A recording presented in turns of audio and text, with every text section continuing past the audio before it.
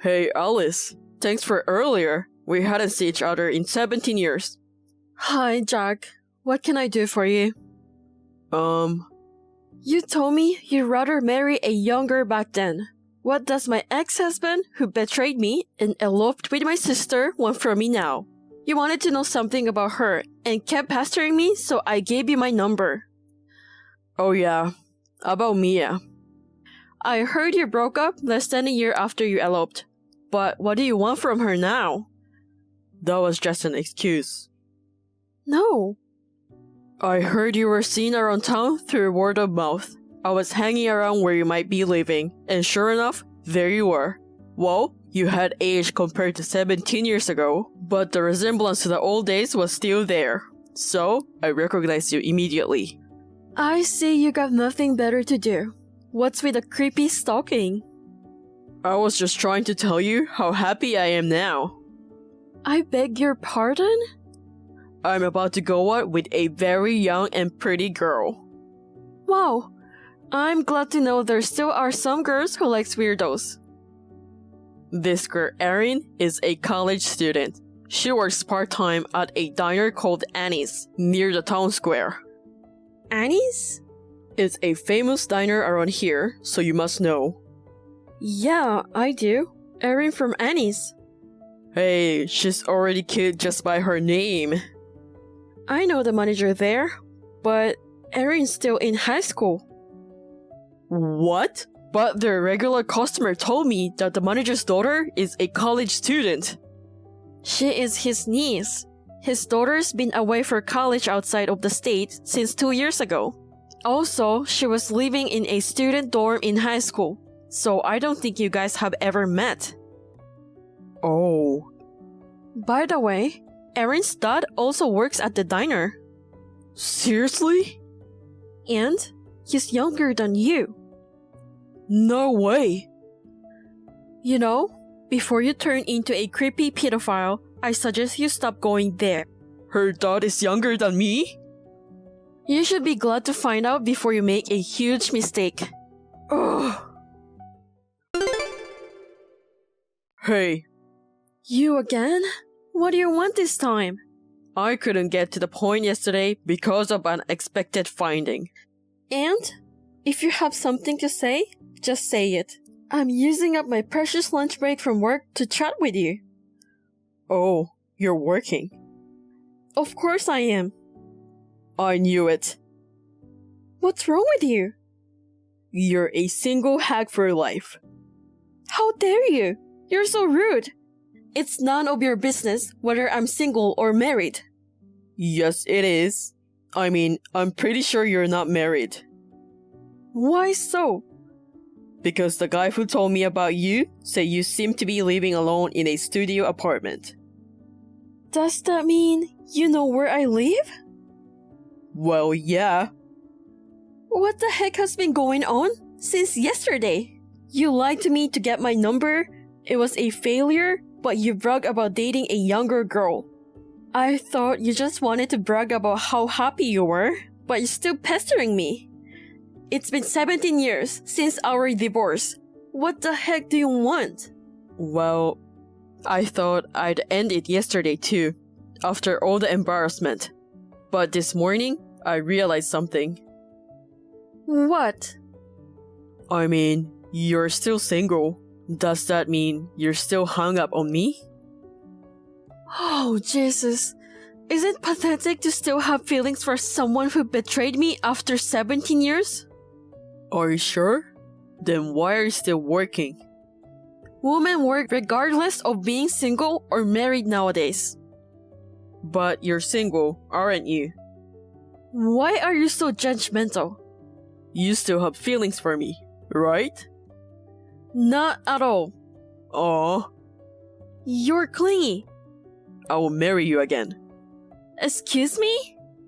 We're getting old, you know? You might think it's too early, but I'm thinking about retirement. Doesn't the thought of a lonely old lady living alone frighten you? Don't assume that I'm still single because I haven't denied it. You haven't because you're probably ashamed or too proud to tell me. Then, the only answer is that you're single. God, It's as simple as not wanting to tell you anything. Why not? What's the point of explaining my current status to a traitor?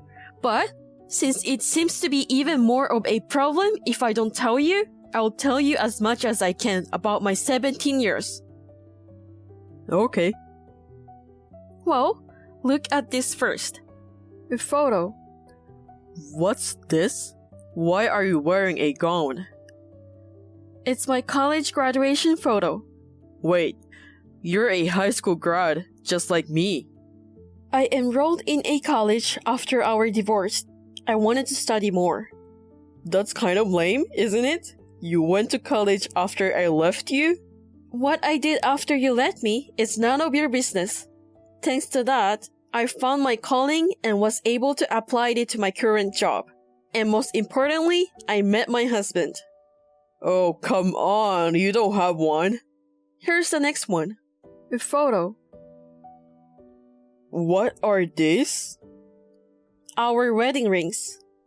No. The design of these rings is clearly different from the ones we had, so you understand that they were purchased on a different occasion, right? Are you serious? Look at this next. Photo. This is my husband and our boy. No way. I don't want to give away their identity, so it's the one taken from the site a few years ago. As you can see, I've already remarried and we have a child. My husband encourages me to work, which is one of the sources of my happiness. And he is very supportive towards me. I have a good relationship with my in-laws too. You're really married? Yep, I love my life now. Then, why do you have a studio apartment? Is it a secret affair pad where you bring different men behind your husband's back? If that's the case, I can take up the part. You've already become a creepy, delusional old man, you know? What do you mean? Listen, don't you know that service apartment? And? I happened to be in my hometown for a month or so on a business trip, but my parents' house is long gone. I thought it would be more convenient to stay in a service apartment than in a hotel so I can cook for myself. I decided to stay there after consulting with my work. A business trip? Yes, this is the end of the story of my 17 years. That's all you need to know. Yeah, but... Conclusion? You have already exited my life story. Wait. So long.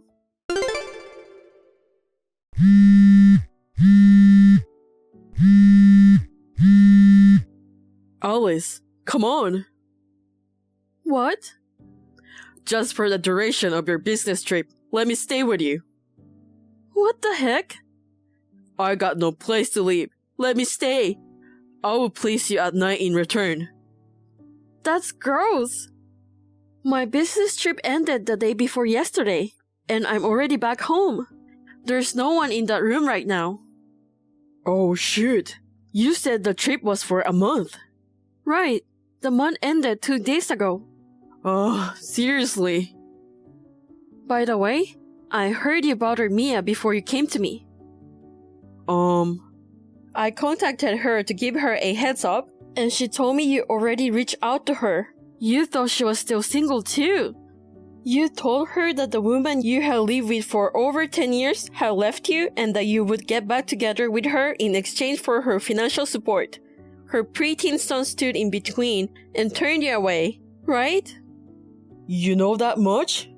She didn't think you'd come to me. She apologized for not giving me a warning. Wait, you guys made up. The sisters who were battling it out over me. It kind of pisses me off to hear you say that, but when you left her less than a year after eloping, she realized a lot of things. She went to our late parents and apologized sincerely. I was already out of their house, so we never saw each other in person. She called me to admit her mistakes and apologized again and again. If you ask me if that patched up our relationship back to normal, it's hard to say yes. We do keep in touch though, for seasonal greetings, weddings, funerals, and stuff. Seriously? So that's it. This is the last time for real. Don't get involved with us anymore. Alice, I don't have a place to live. I don't care.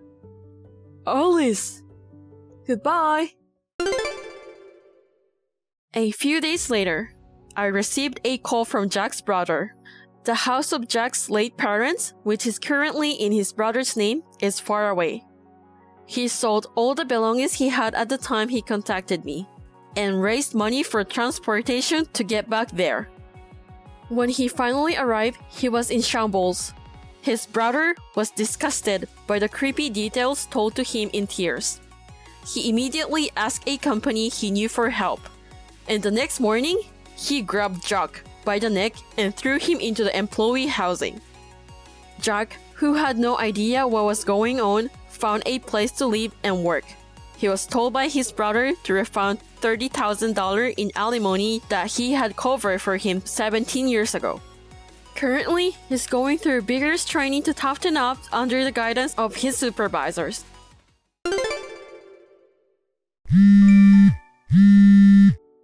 What's going on, Emma? I haven't been able to reach my dad or brother, so I'm contacting you instead. If you know anything, can you let me know? Hey, Isla, you're back. Did you have fun on your trip? Never mind my trip. Everything in the house except for my stuff is gone. What happened? Well, it's just as you see it. We moved out while you were away. Really? Where on earth did you move to? I can't tell you. Why not? It's a tough, heart-clenching measure to encourage your independence. Heart-clenching measure? You're almost 30. Stop relying on your family already. Get a job. Start living on your own money, okay? You better start looking for a job tomorrow and try to survive on your own. Okay. By the sound of it, I'm not sure you realize the seriousness yet. You know, it's already been 5 years since your mother passed away. Your father, Sean, and I have no intention of taking care of you at all. I very well know that, but... Oh, you sound so confident. Well, it's better than you cling to us.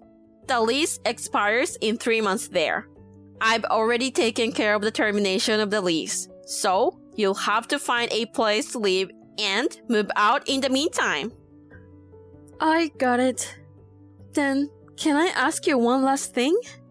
What is it? I don't work for a company, but I do have a job. Oh, please.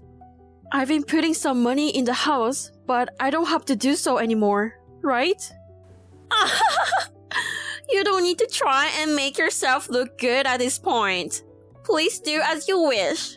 All 3 of us will be changing our phone numbers and email addresses. You won't be able to contact us. Sure. So this is your reaction. Wow.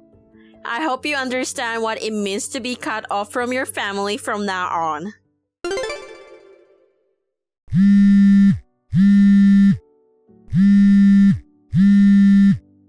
Isla, it's me, Emma. Oh, it's your new number. It's been a while. Where are you now? I've moved since then, and I'm living in an apartment. Oh no, you've already moved out? Of course, a 4-bedroom house was too big for one person. By the way, the landlord's son and his wife are going to renovate the house and move in. That's not good. Why? Do you want to move back in?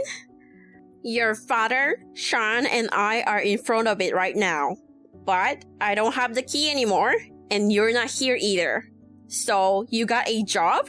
Is that why you left? I told you I've been working all this time. But your father and Sean always complained that you didn't want to work but just stay in your room all day. That's why I suggested we take the plunge and move out. More importantly, it was a good chance to get out of the old house. Oh, I see. It was indeed an Asian house. But you know what? There's only one thing that's different now. With the money saved from paying your expenses, we rented a slightly nicer property. And yet, the balance in our savings is going down at an alarming rate, and I'm afraid we won't be able to pay the rent anymore. Something's weird. Well, of course. I've been putting money into the family savings, so you all have been able to get by. How can an unemployed person do that? I work freelance, so... Freelance? I mean, my room was my workplace. My dad, Chan, and you didn't want to believe me, but I've been making a good income. When we lived together, I was putting $2,000 a month into the family account. 2,000? That's what my mom earned before she died, and I took over. Since that money is gone, of course, the balance will decrease faster. Oh God. The account history should show you all the money I had deposited, but you didn't notice it all along. By the way, is Sean still working as a temp? Is he really going to work? Oh well, that's... I guess he thought he was better than me, so he always looked down at me. My dad spends like a madman and can't save a penny. Your move must cost you a lot too. With my brother's meager income and my dad's social security, I'm sure you'll be in red from now on. Where do you live now? I won't tell you. You've cut ties with me, haven't you?